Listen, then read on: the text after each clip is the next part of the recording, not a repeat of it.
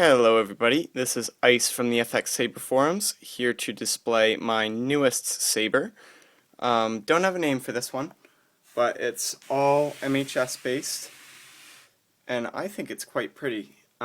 People have been saying that it's a Korean Hornish style saber. Now that wasn't really in my head when I designed it, but now that it's all complete and I look at it as a full piece, I kind of agree with them. This saber has a lot of custom work done to it, like this knurling here, which is not only pretty but also incredibly comfy to grip. That made me really happy. I wasn't sure about that until I actually got it in. And then the inline rubber slots were cut, so these rubber grips could be put in, which I've seen some of the higher end saber makers do, and is quite comfortable. This saber also features two boxes, one on the bottom and one on the top. This is, I always mix these two up, but one of them is box number 10 and one of them is box number 17, don't remember which. Both from TCSS. This bottom box hosts the recharge port and an LED, and this top box hosts an AV switch and an LED, obviously. The saber is very, very clean, very pretty. I think it's really, really cool. It's actually my second favorite thing I've built because I'm really obsessed with my staff, but this is a very close second. This saber is very, very short. It's a Shoto saber. So let me take it off the stand here. Compare it with a few other sabers. So this saber over here is a Liberator. And this is my first custom-built lightsaber. Now this saber is about 10.5 inches, as well as that saber. So this middle saber is actually just short of 9 inches. So it's quite a short hilt. It's doable for two-handed wielding, and it is actually comfortable that way as well with the knurling and the inline grips, but I'll get to that later. But it's also very easily passed as a one-handed saber, as you can imagine. I'm going to go over some of the specs. In the dead center of the hilt, running literally through the entire length of the hilt, is an 18650 double pack. Barely fit in there, but it did. Over on top of that pack over here is a Crystal Focus 5.06. Yeah, 5.06. Then back here is the speaker. Then if we rotate it, again, as I said earlier, recharge port and LED. This is not actually the main activation switch. I actually reversed my switches, and not by accident, on purpose, because, well, I'll get to that in a minute. But this is actually the AV switch, and the power switch, main power switch, is flush mounted in the hilt right there. So it sticks out just enough for you to feel it. Sorry about my shaky camera work there. And up here in the emitter, about right there, we've got the LED, which is a 10-watt LED engine RGBW. So red, blue, green, white. The red and blue dice have been wired in series for a pretty purple blade. It's not 100% true purple like I've seen other saber makers do, because I don't know how to do that just yet with resistance, but it's not pink either. It's somewhere in the middle. It's like a real dark magenta.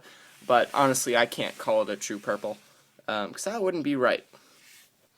Sorry for all the breaks in this video, but there's one more thing I wanted to highlight before I showed how it worked. I've got two retention screws that are flush mounted going through the MHS parts here, and the reason for that is this is 1, 2, 3, 4, a 5-piece hilt, but because I've got an activation box on each side of this hilt, if this were to be unscrewed, it would mess up the wires inside, because obviously the wires don't want to spin.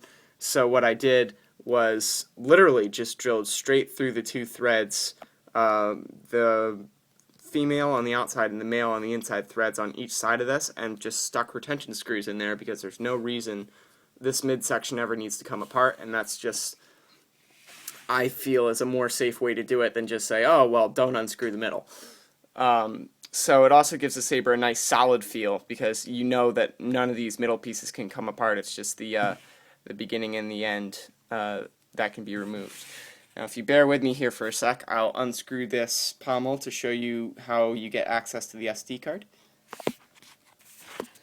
Comes out easy peasy. The speaker is just a floating speaker assembly because that gets pushed into the sanded down portion of the pommel. And then if you move that out of the way, you can see the SD card right down there, if my camera is going to focus. And you can actually pop that out with your fingers. You don't need, well actually, if I'm going to be holding a camera, I am going to use some pliers, which are right over here.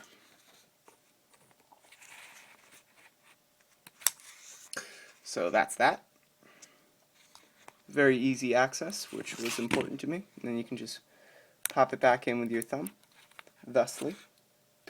And what you're seeing on the side here is that gray material is just some epoxy putty to keep the chip from moving around. Because this has inline grips, and it's such a short saber, there's no room for a chassis on the inside of this saber because the grips take the inner diameter down just that much more, and it would be a ridiculous pain, and you'd never fit the 18650s in here if you were to have a chassis system. So we can put this back together and we'll fire the saber up. But anyway, let's get booted up, shall we? If I go over to here, pull the kill key. Now the idle LED is this one, which will blink to let you know that the saber is powered on. Now the reason I chose this for the main activation switch and not the AV switch is that when you're holding this saber, if I can focus the camera right here, if you're holding the saber, you're not going to press that button just by having your fingers there. You have to physically navigate your way around, and you can feel it just barely, and then you can press it. And the reason that's a good thing is blaster blocking and lockups are much easier on a saber like this, and you only need to press the activation once and then not worry about it until you want to turn the saber off. So I thought, why would you have this be the power button and this be the button you need to press all the time when the saber's on, because this button's less convenient than this one. I'm going to make this one the aux button, so I mean you can't miss that button when you're using the saber. It's impossible. It's huge. So that's why that's the auxiliary button. This saber was obviously built for dueling and stage choreography because I actually am part of a performing arts Jedi group, so I plan to use the saber there. However, since then I've realized that I have to sell it to pay for my car. Alright, so finally let's fire up the saber. Pull the kill key on this side. I'm going to go through the fonts, and remember this is the auxiliary button here.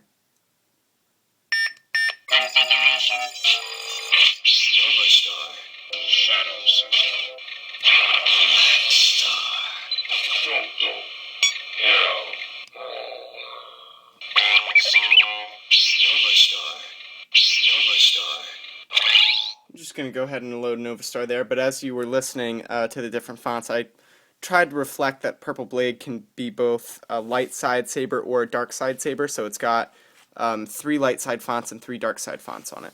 So I'm just going to demo Nova Star. Sorry, activation is over here. So the blade has a very slight pulse to it. Camera's not doing a great job of picking that up, but it's there. And the top 2 buttons will glow the whole time that the saber is activated, as will the bottom. I'll show you the flash on clash.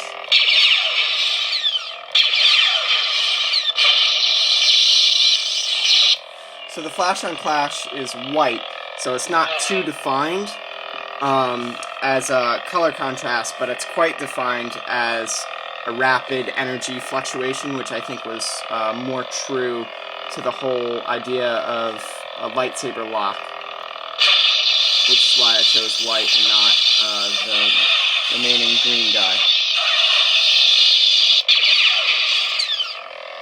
So that's fun. Gonna load one more font, just a dark side font so you can see the contrast.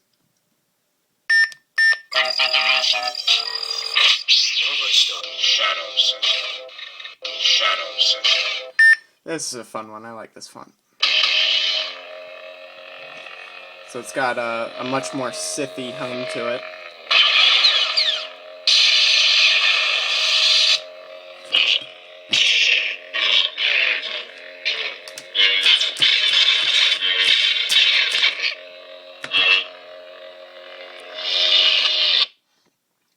so that's a cool one. This saber will have a second video made on it, because this video is probably already ridiculously long, of me just showing you, swinging around and the sensitivity of the saber and stuff like that. As I said earlier, this saber is actually going to be for sale soon. I'm going on vacation tomorrow, so I'm not going to put it up tonight, because that wouldn't make a lot of sense for somebody to buy it and then have to wait a week for me to ship it. So when I get back on the 25th, this is going up for sale on the FX Saber forums, so look out for it there. Thanks for watching. See you guys next video.